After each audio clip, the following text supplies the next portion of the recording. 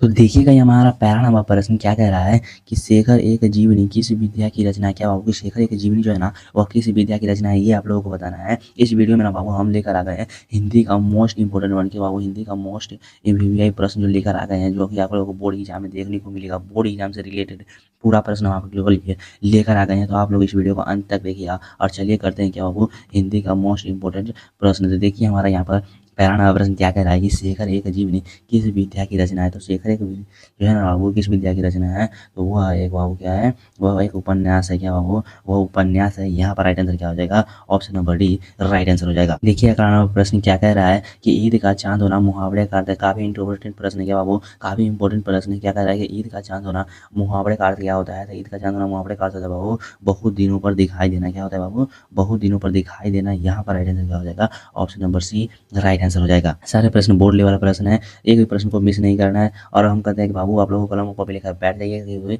तो जो प्रश्न आप लोगों को नहीं आता है वो आप लोग नोट करते चलिएगा। यहाँ पर देखिए प्रश्न क्या कह रहा है कि गुण शब्द का विलोम है। क्या बाबू, गुण शब्द का जो विलोम होता है ना वो क्या होता है। तो गुण शब्द का जो विलोम होता है ना बाबू वो होता है दोष। क्या होता है बाबू, दोष होता है दोष। क्या होगा यहाँ पर दोष होगा। यहाँ पर राइट आंसर क्या होगा, option number C right answer हो जाएगा। देखिएगा 4 नंबर प्रश्न को कि नमक शब्द का विलोम है। क्या बाबू कि नमक शब्द का जो विलोम होता है ना वह क्या होता है। तो नमक शब्द का जो विलोम होता है ना बाबू वो होता है नमकीन। ये आप लोगों को पता होगा। यहाँ पर राइट आंसर क्या होगा, option number A right answer हो जाएगा। क्या होगा, नमकीन राइट आंसर हो जाएगा। ओके बाबू। देखिएगा अगला नंबर प्रश्न को कि कृतम शब्द का विलोम है। क्या बाबू, कृतम शब्द का जो विलोम है ना वह क्या है, ये आप लोगों को बताना होगा। तो कृतम शब्द का जो विलोम होता है ना बाबू वो होता है हमारा प्रकृत। क्या होता है बाबू, वो होता है प्रकृत होता है। ये आप लोगों को याद रखना है, अपने बुक में नोट करते चलना है कि क्या होगा कृतम शब्द का विलोम, तो वो होगा प्रकृत। यहाँ पर राइट आंसर क्या होगा, option number A right answer हो जाएगा। देखिएगा अगला नंबर प्रश्न को गिरा हुआ के लिए एक शब्द है। क्या बाबू को जो गिरा हुआ है उसके लिए हम एक शब्द क्या कहते हैं, तो उसे कहते हैं बाबू हम पतिथि। क्या कहते हैं बाबू, पपीती कहते हैं। यहाँ पर राइट आंसर क्या होगा, ऑप्शन नंबर सी। देखिएगा बाबू हमारा 7 नंबर प्रश्न को ध्यान से कि अपमान शब्द का विलोम है। क्या बाबू, कि अपमान शब्द जो था ना उसका विलोम क्या होगा। तो अपमान शब्द का जो विलोम होता है ना बाबू वो होता है हमारा क्या, सम्मान।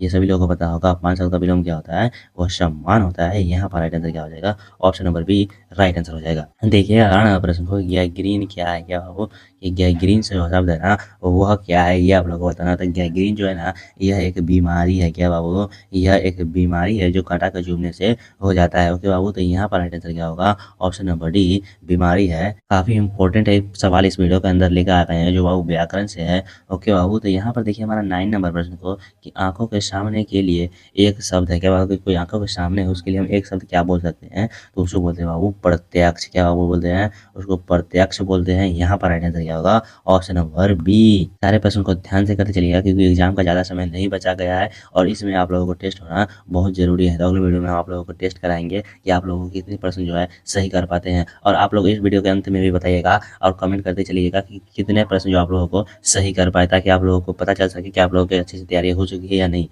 तो देखिएगा हमारा 10 नंबर प्रश्न को कि तार सप्तक के संपादक कौन है। क्या वो कि तार सप्तक के जो संपादक है वह कौन है, ये आप लोग बताना। तार सप्तक के जो संपादक है ना बाबू वह अयज्ञ जी है। कौन है बाबू, अयज्ञ जी है। यहाँ पर राइट आंसर क्या होगा, option number D right answer हो जाएगा। देखिए अगला नंबर प्रश्न को कि कविता बलि के रचनाकार है। क्या होगा, कविता बलि के जो रचनाकार है ना वो वह कौन है। तो कविता बलि के रचनाकार ये आप लोगों को पता होगा वह तुलसीदास है। कौन है बाबू, तुलसीदास है। यहाँ पर राइट आंसर क्या होगा, option number B right answer हो जाएगा। देखिएगा 12 नंबर प्रश्न को कि तुम्हें क्या चाहिए सर्वनाम है। क्या होगा, तुम्हें क्या चाहिए ये कौन सा सर्वनाम है, ये आप लोगों को बताना होगा। तो ये क्या है बाबू, यह संबंधवाचक है। क्या बाबू, यह एक संबंधवाचक है। यहाँ पर राइट आंसर क्या हो जाएगा, option number B right answer हो जाएगा। देखिएगा 11 नंबर प्रश्न को कि जाति शब्द का विशेषण है। क्या बाबू, कि जाति शब्द होता है ना उसका विशेषण क्या होता है। तो जाति शब्द का जो विशेषण होता है ना बाबू वो होता है जातीय। क्या होता है, ये सभी लोगों को पता होगा जाति शब्द का विशेषण क्या होता है, वह जातीय होता है। यहाँ पर राइट आंसर क्या होगा, option number A right answer हो जाएगा। ओके बाबू। देखिएगा 14 नंबर प्रश्न को कि आलस का विशेषण है। क्या बाबू, कि आलस शब्द का जो विशेषण है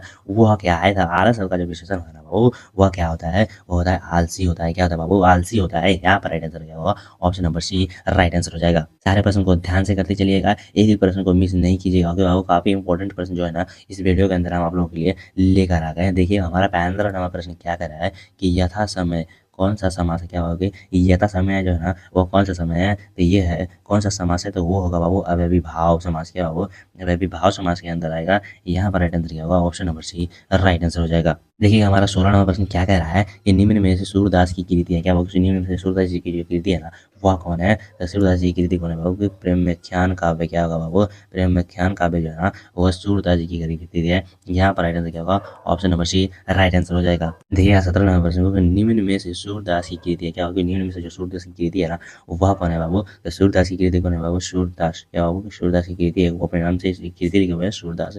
यहाँ पर राइट आंसर क्या होगा? Option number A right answer हो जाएगा। इस वीडियो में ना बाबू हम पूरे बुक का जो निचोड़ सवाल लेके आ गए हैं, तो आप लोग एक भी प्रश्न को मिस नहीं कीजिएगा, सारे प्रश्न को नोट करते चलिएगा, याद करते चलिएगा और वीडियो को लाइक कर दीजिएगा और दोस्तों में शेयर कर दीजिएगा। ओके बाबू। देखिए 18 नंबर प्रश्न को, प्रतिदिन शब्द में कौन सा समास है? क्या होगा? प्रतिदिन शब्द कौन सा समास है, ये आप लोगों को बताना होगा। तो प्रतिदिन शब्द होता है ना बाबू वो अव्ययी भाव समास के अंदर आता है। किसमें? अव्ययी भाव समास है। यहाँ पर राइट आंसर क्या होगा? Option number A right answer हो जाएगा। आम शब्द है क्या बाबू? कि आम शब्द जो है ना हुआ क्या है, ये आप लोगों को बताना है। तो आम शब्द जो होता है ना बाबू वह पुल्लिंग होता है। क्या होता है बाबू? पुल्लिंग होता है। यहाँ पर राइट आंसर होगा ऑप्शन नंबर बी पुल्लिंग। 20 नंबर प्रश्न को देखिए क्या कह रहा है कि विनय पत्रिका की भाषा है क्या बाबू? कि विनय पत्रिका की जो भाषा है वह क्या है? तो सभी लोगों को पता होगा विनय पत्रिका की भाषा है बाबू अंतर्वेदी ब्रज भाषा। क्या है बाबू? अंतर्वेदी ब्रज भाषा है। यहाँ पर राइट आंसर होगा option number D Antarvedi Braj भाषा। देखिएगा अगला प्रश्न को, लॉन्ग काफी लॉन्ग प्रश्न है कि तुमुल कोलाहल कलह में शीर्षक कविता के कवि कौन है? क्या होगा? तुमुल कलह के शीर्षक कविता जो है ना उसके कवि कौन है? तो उसके कवि जो है ना बाबू वो जयशंकर प्रसाद है। कौन है बाबू?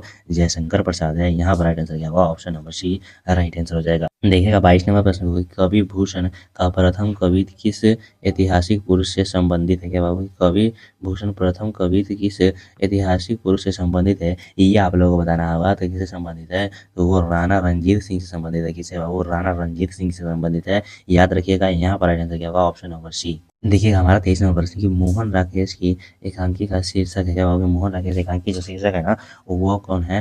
तो ये वो है बाबू सिपाही की माँ है। किसमें? सिपाही की माँ चैप्टर है उसमें। यहाँ पर राइट आंसर क्या होगा? Option number B. क्या होगा बाबू? देखिए हमारा 24 नंबर प्रश्न है कि उसने कहा था कहानी के कथाकार हैं। क्या वो? उसने कहा था कहानी जो है ना वो किसने लिखा था? तो किसने लिखा था बाबू? वो चंद्रधर शर्मा गुलेरी जी ने लिखा था। यहाँ पर राइट आंसर क्या हो जाएगा? Option number C. सभी लोगों को पता है किसने लिखा था? चंद्रधर शर्मा गुलेरी जी ने। देखिएगा हमारा अगला प्रश्न को कि अर्धनारीश्वर के लेखक है क्या बाबू? कि अर्धनारीश्वर जो है ना वह किसने लिखा है, ये आप लोगों को बताना है। तो वो तो सभी लोगों को पता होगा कि अर्धनारीश्वर किसने लिखा था। वह रामधारी सिंह दिनकर जी लिखे हुए थे। कौन लिखा बाबू? रामधारी सिंह दिनकर जी लिखे हुए हैं। ये सभी लोगों को पता होगा। तो यहाँ पर राइट आंसर क्या हो जाएगा? Option number D. देखिएगा 26 नंबर प्रश्न को कि जगन्नाथ शीर्षक कविता के कवि कौन है? क्या बाबू? कि जगन्नाथ शीर्षक कविता के जो कवि हैं ये कौन है, ये आप लोगों को बताना होगा।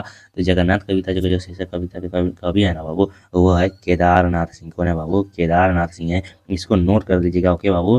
कौन है? केदारनाथ सिंह है। यहाँ पर राइट आंसर क्या होगा? Option number A Kedarnath Singh. अब देखिए अगला नंबर प्रश्न की मातृभूमि शीर्षक कविता के कवि है। क्या बाबू? कि मातृभूमि शीर्षक कविता जो है ना उसके कवि कौन है? तो वो है बाबू हमारे कमल अरुण कमल। कौन बाबू? अरुण कमल जी है। यहाँ पर राइट आंसर क्या होगा? ऑप्शन नंबर सी अरुण कमल। 28 नंबर प्रश्न कि एक दीक्षांत भाषण किस विद्या की रचना है? एक दीक्षांत भाषण जो है ना बाबू वह किस विद्या की रचना है? तो वो है बाबू हमारे किसको? वो एक व्यंग है। क्या वो है एक व्यंग रचना है। यहाँ पर राइट आंसर क्या होगा? Option number B right answer हो जाएगा।